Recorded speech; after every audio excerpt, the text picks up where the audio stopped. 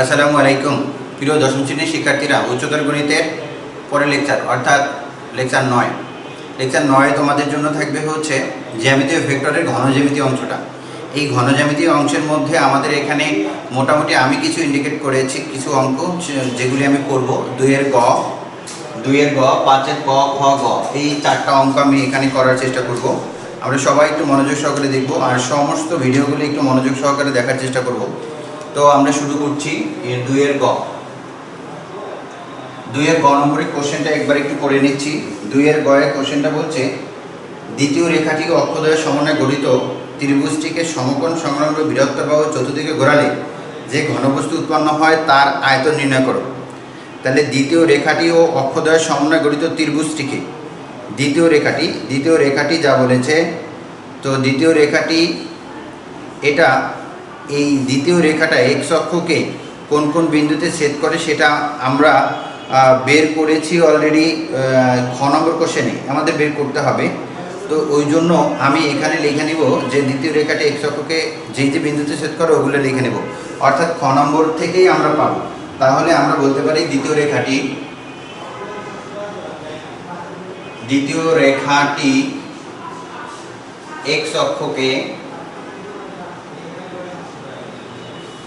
50 এবং ওয়াই অক্ষকে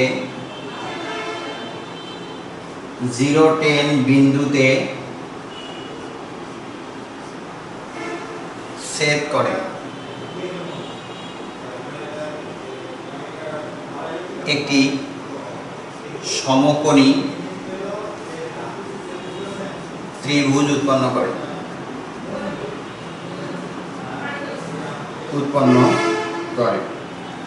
এখন একটু বোঝার চেষ্টা করি এক্স অক্ষকে 5 আর ওয়াই অক্ষকে। এখন এটার মধ্যে কোশ্চেনটা ছিল, তাহলে ভূমি এর উচ্চতাটা কি হবে সমকোণী ত্রিভুজটা? তাহলে ভূমি হবে যার ভূমি 5 একক, ভূমি হচ্ছে 5 একক এবং উচ্চতা 10 একক। এবার বলছে যে ওরে বৃহত্তর বাহুর চতুর্দিকে, এখন এই দুটোর মধ্যে বড় বাহু কোনটা, ভূমি বাহু নাকি উচ্চতা? নিচে এখানে উচ্চতা বাহু হচ্ছে 10 একক। তার মানে এটা চারদিকে যদি ঘোরায় তখন একটা কোণক উৎপন্ন হয়। তার মানে চারদিকে ঘোরালে একটা কোণক উৎপন্ন হয়। আমি কোণকটা একটু ছবিটা আঁকার চেষ্টা করছি। কোণকটা এরকম হয়। আমরা অনেকেই কোন আইসক্রিম খেয়েছি অথবা মুড়ি বানিয়ে খেয়েছি, তো ওইগুলোর মতোই হচ্ছে এই ছবিটা। তো এখন এখান থেকে এই পর্যন্ত এটা হচ্ছে হাইট, এখান থেকে এটা ব্যাসার্ধ, অর্থাৎ এটা হচ্ছে 5 সেন্টিমিটার আর এটা হচ্ছে 10 সেন্টিমিটার। তার মানে এটার চারদিকে ঘোরালে এরকম একটা কোণক উৎপন্ন হয়। তাহলে বৃহত্তর ত্রিভুজটিকে বলতে পারি, বৃহত্তর বাহুর চতুর্দিকে ঘোরালে বা চারদিকে ঘোরালে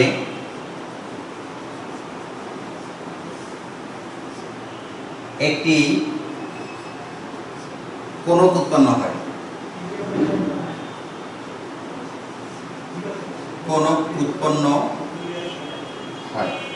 তাহলে কোণক উৎপন্ন হলো। কোণকের এখন এটা কোণকের উচ্চতা কি হবে?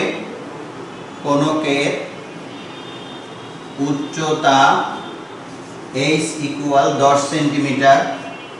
কোণকের ব্যাসার্ধ, এই যেটা ভূমি ছিল ওটাই ব্যাসার্ধ হয়ে যাবে 5 সেন্টিমিটার। এই যে এটা ব্যাসার্ধ। এখন কোণকের আয়তন কত? তাহলে কোণকের আয়তনের সূত্র আমরা অলরেডি জানি সবাই। কোণকের আয়তনের সূত্র 1/3 পাই আর স্কয়ার h। এখান থেকে 1/3 পাই মানে হচ্ছে পাই ইনটু আর মানে হচ্ছে 5 এর স্কয়ার ইনটু h মানে 10।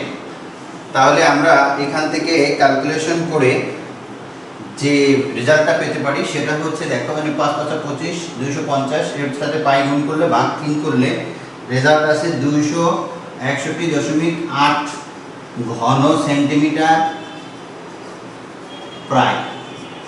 এই ক্যালকুলেশনটা আমরা করে নিব। তাহলে এ পর্যন্ত এটাই হচ্ছে উত্তর। তাহলে তোমাদের চেয়েছে হচ্ছে এখানে চেয়েছে হচ্ছে বৃহত্তর ঘোরালে আয়তন নির্ণয় করো, তার মানে আয়তন আমরা বের করে দিলাম। এটা হচ্ছে 2 এর গয়ে, আয়তন হচ্ছে 261.8 ঘন সেন্টিমিটার। তো এরপরে আমাদের পরবর্তী যে অঙ্ক রয়েছে 5 এর ক, একটা মুছে দেওয়ার চেষ্টা করছি, পুরোটাই মুছে দিচ্ছি।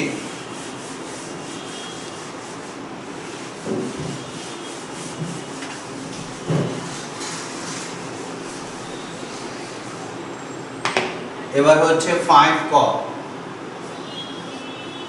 5 এর ক এর মধ্যে আমরা অঙ্কটা একটু পড়ার চেষ্টা করছি। 12 সেন্টিমিটার ব্যাস বিশিষ্ট একটা গোলকাকৃতির নিরেট লৌহ গোলক ঘনকাকৃতির বাক্সে ঠিকভাবে এঁটে যায়। একটু পরে দেখি ক নম্বর কোশ্চেন হচ্ছে 3 সেন্টিমিটার ব্যাসার্ধ বিশিষ্ট গোলকের পৃষ্ঠতলের ক্ষেত্রফল নির্ণয় করো। তাহলে ক নম্বর 5 এর ক এ করব হচ্ছে, তাহলে গোলকের ব্যাসার্ধ দেওয়া আছে কি, গোলকের ব্যাসার্ধ আর ইকুয়াল 3 সেন্টিমিটার, গোলকের পৃষ্ঠতলের ক্ষেত্রফল, গোলকের পৃষ্ঠতলের ক্ষেত্রফল ইকুয়াল 4 পাই আর স্কয়ার বর্গ একক। এটা হচ্ছে ক্ষেত্রফল। এখন এখান থেকে 4 পাই ইনটু পাই হচ্ছে 3.1416, এটার মূল মান ছিল 22/7, আপনারা সবাই জানেন এত বর্গ একক। তার মানে এখান থেকে আমি বলতেই পারি 4 গুণ করলে 113.0976 এত বর্গ। এবার বর্গ সেন্টিমিটার, বর্গ এখানে বর্গ সেন্টিমিটার, এখানে দিতে পারি সেন্টিমিটার। তার মানে আমাদের 5 এর ক হয়ে গেল। এবার 5 এর খ নিয়ে আলোচনা করব। 5 এর ক এরকমই উত্তর রয়েছে, এতটুকু করলেই হয়ে যাবে। শুধুমাত্র 4 পাই আর স্কয়ার সূত্রটা মনে রাখবো, তাহলে আর এর মানটা বসিয়ে দেব, হয়ে যাবে। এবার হচ্ছে 5 এর খ।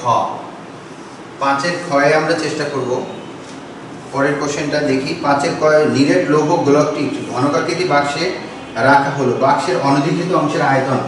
আচ্ছা, এটা আমি একটা বাক্স না এঁকে একটা আমি ঘনত্বের মতো আঁকার চেষ্টা করব। একটা বাক্স আঁকলে যেটা হবে কি, যে মানে আমার ছবিটা বুঝতে একটু অসুবিধা হবে, তো এই জন্য আমি একটা এমনিতে একটা একটা ঘনবস্তু আঁকবো না, এমনিতে একটা বর্গ এঁকে তারপরে হচ্ছে ছবিটা তৈরি করার চেষ্টা করছি।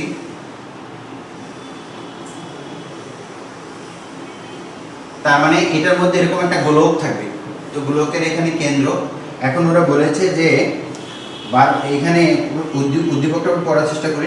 নিরেট লৌহ গোলক, আসলে গোলকটা ফাঁপা নয়, নিরেট লৌহ গোলকটি ঘনকাকৃতির বাক্সে, একটা ঘনকাকৃতির বাক্স, এটা বাক্স মনে করলাম, আসলে বাক্স হয়নি, এটা বাক্স মনে করলাম।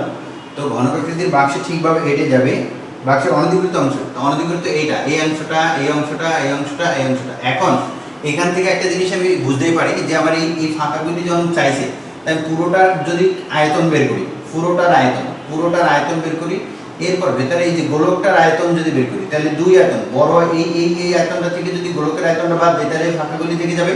তাহলে আমার প্রথমে কি দরকার, আমার প্রথমেই দরকার হচ্ছে ঘনকের আয়তন আর হচ্ছে এই গোলকের আয়তন। তাহলে ঘনকের আয়তন এবং গোলকের আয়তন বের করতে যাই, প্রথমে আমি গোলকটা বের করি। তাহলে গোলকের এখানে উদ্দীপকে দেওয়া আছে গোলকের ব্যাস, গোলকের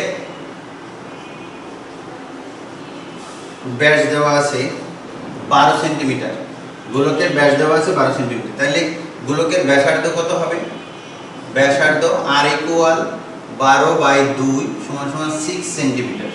গোলকের ব্যাসার্ধ পাইলাম 6 সেন্টিমিটার। তার মানে এখান থেকে এই পর্যন্ত পুরোটার দূরত্ব হচ্ছে 12 সেন্টিমিটার, এখান থেকে এই পর্যন্ত দূরত্ব হচ্ছে 6 সেন্টিমিটার। এখন যেহেতু গোলকটা ঘনকাকৃতির বাক্সে ঠিকভাবে এঁটে যায়, তাহলে এখন দেখা যাচ্ছে যে এখানে এটা ঠিকভাবে এঁটে যায়, তার মানে এইটার দৈর্ঘ্য যা, এই ঘনকের এক বাহুর দৈর্ঘ্য তাই। ঠিক একইভাবে যদি এইদিকে ব্যাসটা যদি এইদিকে হইতো, তাহলে এটার দৈর্ঘ্য আর এটার দৈর্ঘ্য সমান হতো। তার মানে যেহেতু সব বাহুগুলি সমান, তার মানে এই ব্যাস যা আর বাহুগুলোর দৈর্ঘ্য একই, ব্যাস এবং বাহুগুলোর দৈর্ঘ্য সেম। তাহলে আমরা এই কথাটা একটু লিখে নিব, যেহেতু গোলকটি ঘনক আকৃতির বাক্সে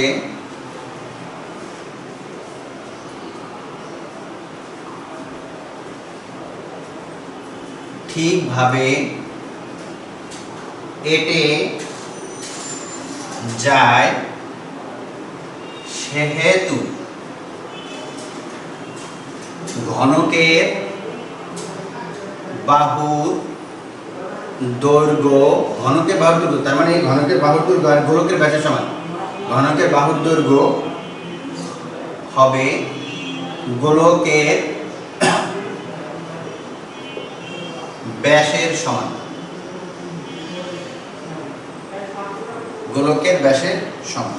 তাহলে অতএব ঘনকের বাহুর দৈর্ঘ্য, তাহলে ঘনকের বাহুর দৈর্ঘ্য ইকুয়াল 12 সেন্টিমিটার।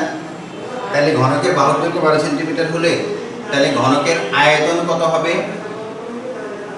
ঘনকের আয়তন হচ্ছে 12 এর কিউব, এত ঘন সেন্টিমিটার। তার মানে 12 এর কিউব মানে 1728। এটা ক্যালকুলেশন করলে এত ঘন সেন্টিমিটার 1700। এবার গোলকের আয়তন, তার মানে গোলকটা পেয়েছিলাম হচ্ছে গোলকের ব্যাস, ব্যাসার্ধও পেয়েছি। এবার গোলকের আয়তন, তাহলে গোলকের আয়তন, তাহলে গোলকের আয়তন ইকুয়াল হচ্ছে আমরা জানি 4/3 পাই আর কিউব। তাহলে 4/3 পাই ইন্টু আর মানে হচ্ছে ওই যে এখানে 6 অর্থাৎ 6 এর কিউব। তাহলে এখন এটা যদি ক্যালকুলেশন করি তাহলে টোটালটা ক্যালকুলেশন করলে আসে হচ্ছে 904.7787 এত ঘন সেন্টিমিটার। অর্থাৎ এটা পাইলাম হচ্ছে গোলক, অর্থাৎ এই ভেতরের টুকুর আয়তন, আর এই 1728 পেলাম বাইরের টুকু আয়তন। কারণ 1728 থেকে যদি 904 বিয়োগ করি তাহলে তো আমার অনধিকৃত অংশের আয়তন পাওয়া যায়। অতএব অনধিকৃত অংশের আয়তন, অনধিকৃত অংশের আয়তন ইকুয়াল ঘনকের আয়তন, ঘনকের আয়তন বিয়োগ গোলকের আয়তন।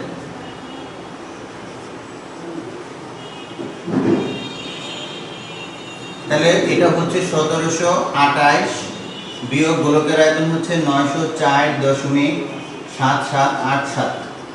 তার মানে উত্তর আসবে 823.2213 এত ঘন সেন্টিমিটার। এটাই উত্তর।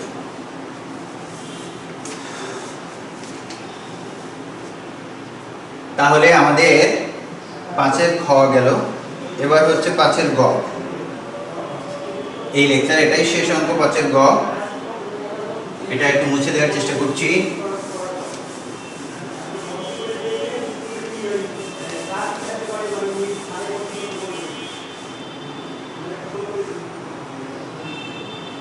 এতটুকু একটু রেখে দিই, কাজে লাগতে পারে।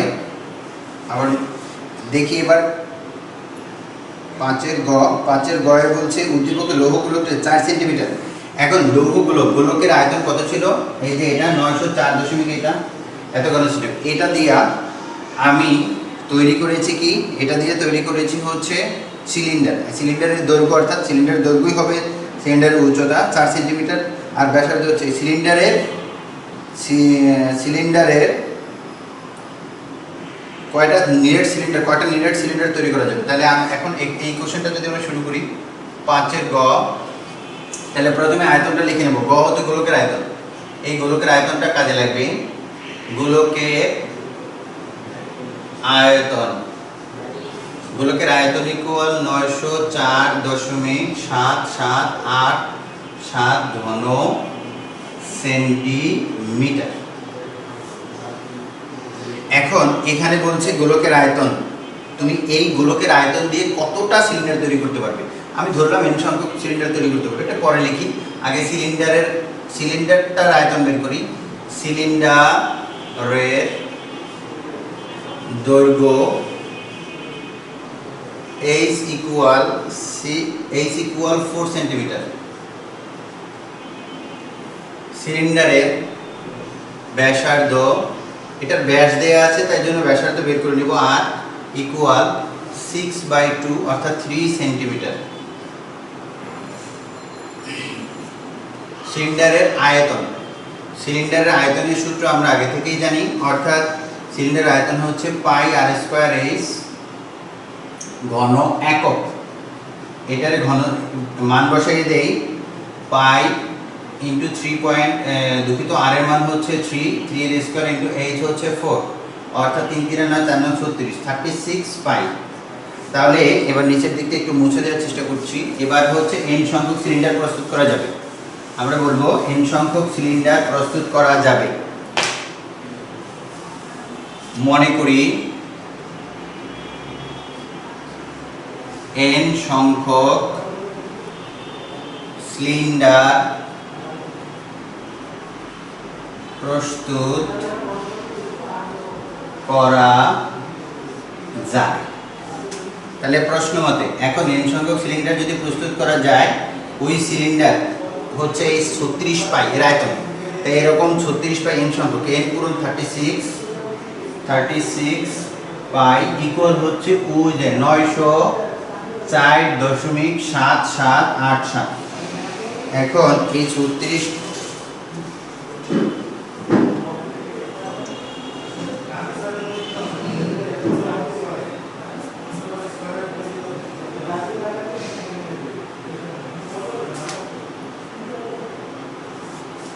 এখন এটা ক্যালকুলেশন করলে n ইকুয়াল 904.7787 ভাগ 36 পাই। এবার এটা আসে হচ্ছে 8, অতএব n ইকুয়াল 8টি आंसर। তো আমাদের এখানে 5 এর গ শেষ হলো।